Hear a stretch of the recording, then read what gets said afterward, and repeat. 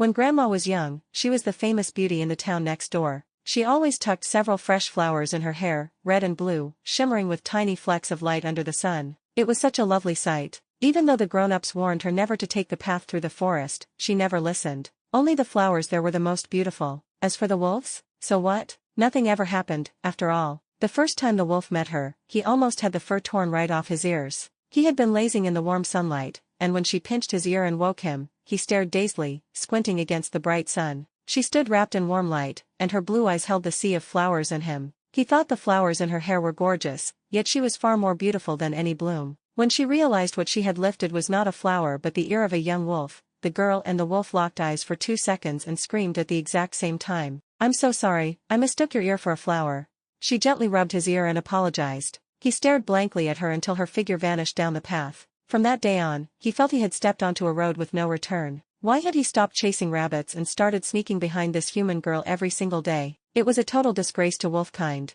Still, he could not help himself. He loved watching her walk along the river with flowers in her hair, humming songs, or quietly sitting on the grass to nibble snacks and feed wild rabbits. This long streak of secret tracking ended one afternoon. A passing prince fell in love with the beautiful grandma at first sight, and the two returned each other's affection. After that, there was no place left for him. The prince's guards had spotted the sneaky wolf long before and nearly shot him. Before he even understood what love was, someone had swept the girl away. The other wolves in the forest gave him sympathetic looks, truly a pitiful fate. He slipped back into his dull old life, napping among blossoms and hunting rabbits when bored. Wolf life felt meaningless. Years later, he often wondered, if he had listened to his parents and focused on catching rabbits, would their lives never have crossed? She would marry the prince and live happily, and he would spend his days mastering 100 ways to hunt rabbits. In truth, even if he had figured out 10,000 rabbit hunting tricks, he would never live happily with the prince, for the prince already had a betrothal. His fiancée was a princess from a neighboring kingdom, noble and lovely, said to own 100 castles.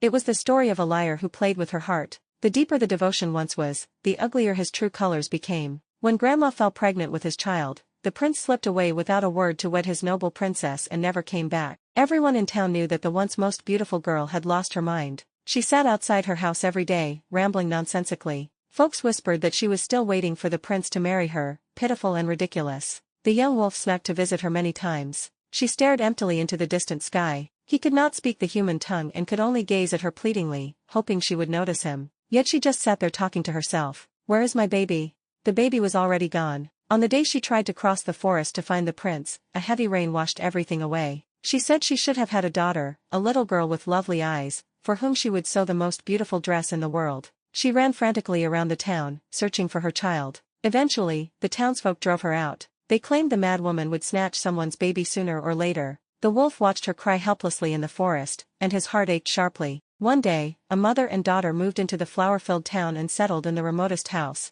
keeping mostly to themselves. Curious neighbors peeked in now and then. The mother was skilled with her hands. She embroidered lovely blossoms and sewed beautiful dresses. The daughter was a pretty little girl with blue eyes and flaxen hair, though they rarely stepped outside. Word spread that the mother sometimes had fits of madness, so no one dared visit easily. After chasing away curious onlookers, the wolf swallowed a handful of blue herbs behind the door. They tasted terribly bitter. Every time he ate them, he lost his appetite for days. Yet he had no choice. Without these herbs, he could not take human form. As decades passed, he aged, and he needed to eat the herbs more often. He frowned and endured it all for years. Grandma transformed from a young maiden into an elderly woman, and he grew from a cub into an old wolf.